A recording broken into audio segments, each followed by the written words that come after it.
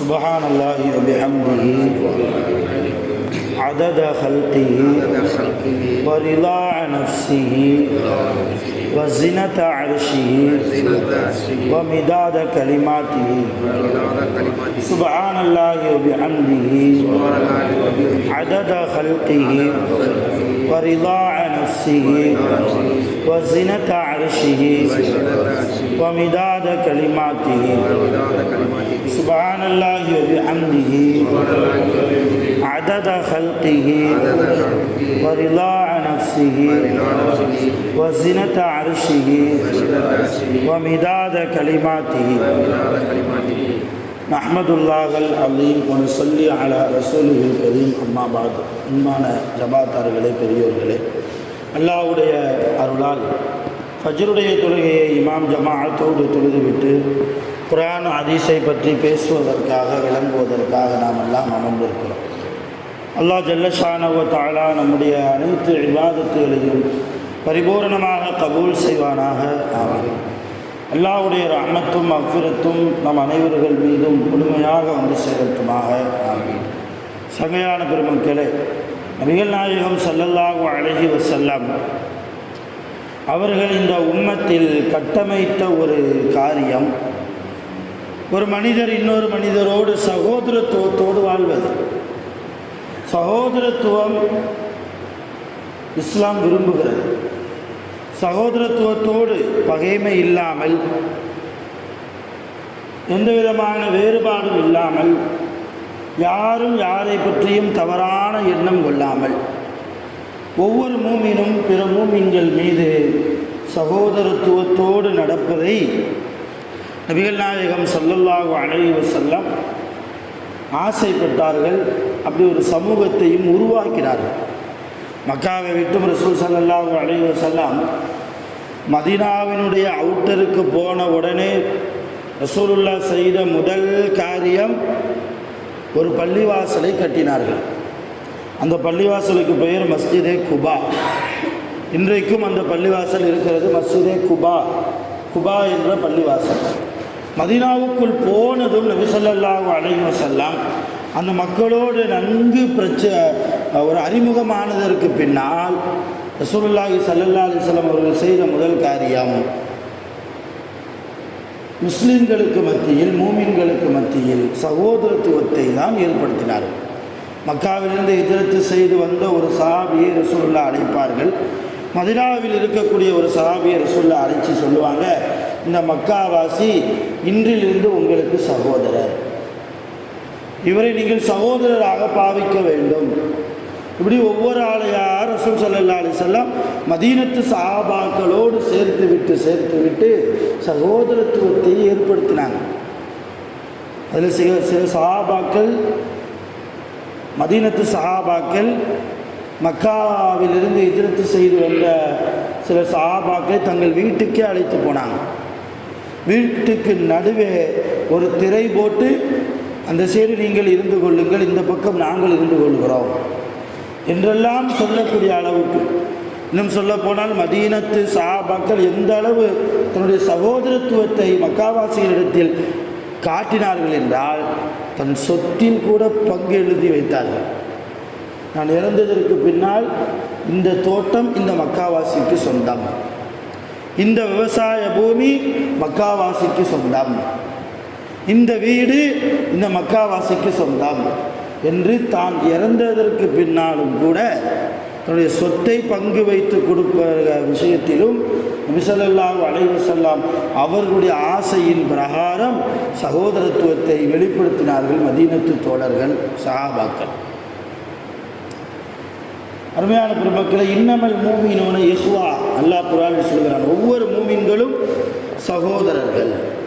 மூமின்கள் ஒருவருக்கு ஒருவர் சகோதரர். நான் உங்களுக்கு சகோதரன், நீங்கள் எனக்கு சகோதரன். இப்படி சகோதரத்துவத்தோடு யாரும் யாரையும் தவறாக எண்ணாமல், இன்னும் சொல்ல போனால் மாற்று மதத்தை சார்ந்த சகோதரர்களோடும் நாம் மதத்தை காரணமாக காட்டியோ அல்லது மார்க்கத்தை காரணமாக காட்டியோ அல்லது செல்வாக்கை காரணமாக காட்டியோ அல்லது பதவி பட்டாளங்களை காரணமாக காட்டியோ சகோதரத்துவம் இல்லாமல் நீங்கள் வாழாதீர்கள்.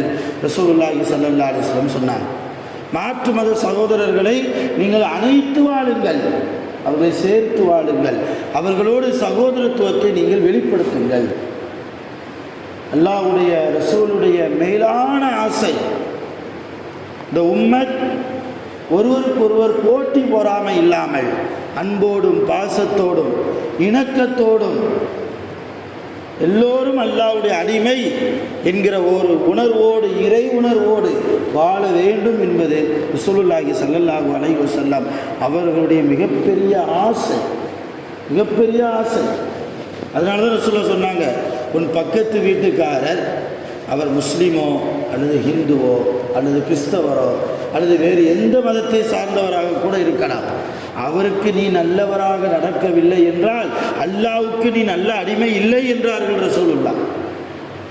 உன் பக்கத்து வீட்டுக்காரன் முதல்ல உனக்கு சர்டிஃபிகேட்டு கொடுக்கணும், இவரை வச்சு எனக்கு எந்த தொந்தரவும் இல்லை, அவர் உண்டு அவர் வேலை உண்டுன்னு இருப்பார், அவர் வீட்டில் ஏதாவது விசேஷமான காரியம் வந்தால் நான் அங்கு போகாமல் அது நடக்காது, என்னை அவர் அழைக்காமல் அவர் இருக்க மாட்டார், இத்தனைக்கும் அவர் வேறு மதத்தை சார்ந்தவர், எங்கள் மீது அவ்வளவு அன்பாக இணக்கமாக வாழக்கூடியவர், அவரை வைத்து எங்களுக்கு எந்த ஒரு தொந்தரவும் கிடையாது என்று நம்மை குறித்து நம் பக்கத்து வீட்டுக்காரர்கள் பேசினார்கள் என்றால் நாம் அல்லாஹ்வுக்கு பிடித்தமான அடிமைகள், அல்லாஹ்வுடைய அடிமைகள், சாலிஹீன்களாக அல்லாஹ் நம்மை கபூல் செய்கிறான்.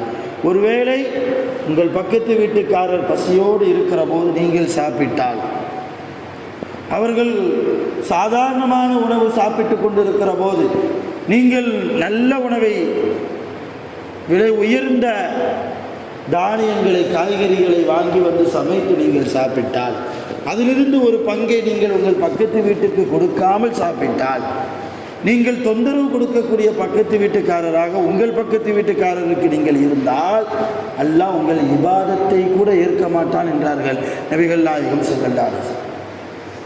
அல்லாஹ் உங்கள் இபாதத்தை கூட ஏற்க மாட்டான். அப்போ எந்த அளவு சகோதரத்துவத்தை பக்கத்து வீட்டில் இருந்து தொடங்கி உலகம் முழுக்க ரசூலுல்லாஹி ஸல்லல்லாஹு அலைஹி வஸல்லம் அவர்கள் நின்று பேசினார்கள். அதுபோன்ற சமூகத்தையும் நபிகள் நாயகம் ஸல்லல்லாஹு அலைஹி வஸல்லம் உருவாக்கினார்கள். ரசூலுல்லாஹ்வுடைய தோழர்களும் அருமை சஹாபாக்களும் நபி ஸல்லல்லாஹு அலைஹி வஸல்லம் அவர்களோடு சகோதரத்துவத்தோடு இருந்தார்கள்.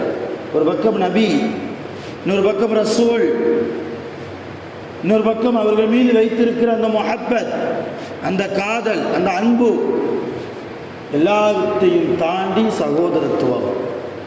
அது தன்னுடைய மரணிக்கிற நேரத்திலும் வெளிக்காட்டினார்கள் சஹாபாக்கள். ஒரு தடவை உஹதுடைய போர் முடிஞ்சதற்கு பின்னால் நபி ஸல்லல்லாஹு அலைஹி வஸல்லம் ஸைத் இப்னு சாபித் ரலியல்லாஹு கூப்பிட்டு, உஹது போரில் யாராவது அந்த போர்க்களத்தில் முஸ்லிம்களில் யாராவது உயிருக்கு ஊசலாடி கொண்டிருந்தால் அவங்களுக்கு என்னுடைய சலாமை சொல்லுங்கள். குறிப்பாக சஅத் இப்னு ரபீ என்ற ஒரு சஹாபி போர்க்களத்தில் இருக்கிறார். அவர் இன்னும் போர் முடிஞ்சு வரல, அவர் இறந்துட்டாரா இல்லை சக்கராத்துடைய நிலைமையில் இருக்கிறாரா தெரியலை.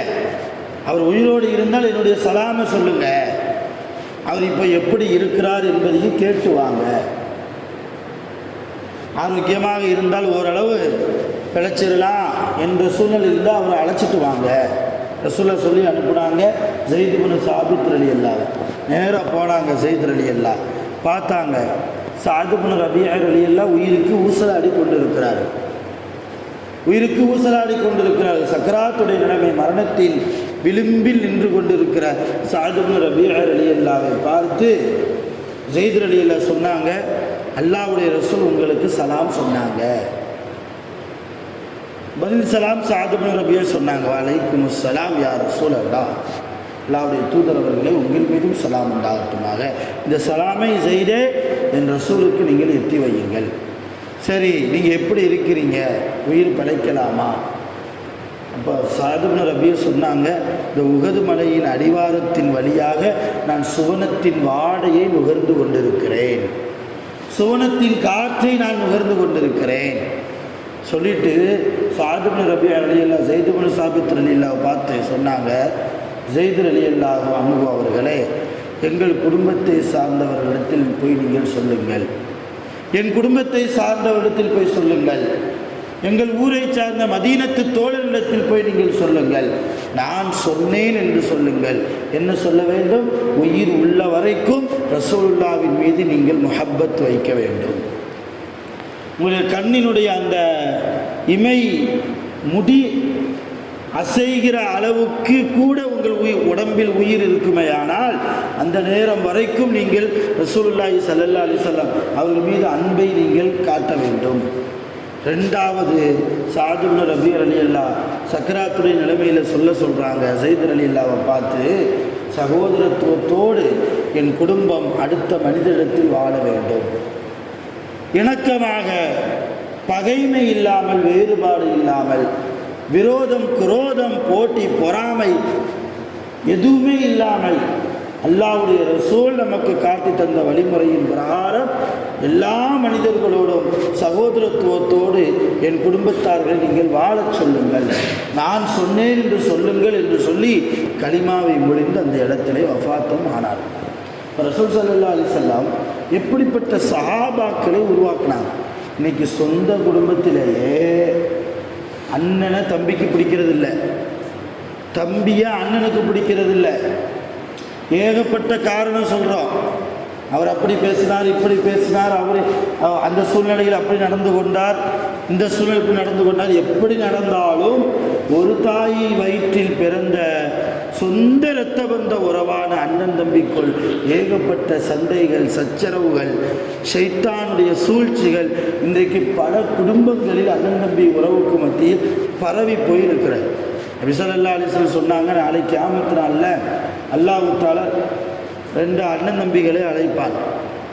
அழைத்து விசாரணை செய்கிற போது அண்ணன் அல்லாஹ்விடத்தில் சொல்வாரா, யா அல்லாஹ், என் தம்பி எனக்கு நிறைய நோவினை கொடுத்திருக்கிறார், என்னிடத்திலிருந்து நிறைய பணக்காசுகளை வாங்கியிருக்கிறார், எனக்கு நிறைய தீமைகளை செய்திருக்கிறார், அதனால் என் தம்பியினுடைய நன்மைகளை வாங்கி எனக்கு தந்துவிடு, எனக்கு துரோகம் செய்திருக்கிறான், என் மனது காயம்படும்படியான அளவுக்கு அவன் நடந்திருக்கிறான், ஆகினால் அவனுடைய நன்மையை வாங்கி என்ற தந்துரு, நன்மை அவன் செய்யாவிட்டால் என்னுடைய தீமைகளை வாங்கி என் தம்பியிடத்தில் கொடுத்து விடு.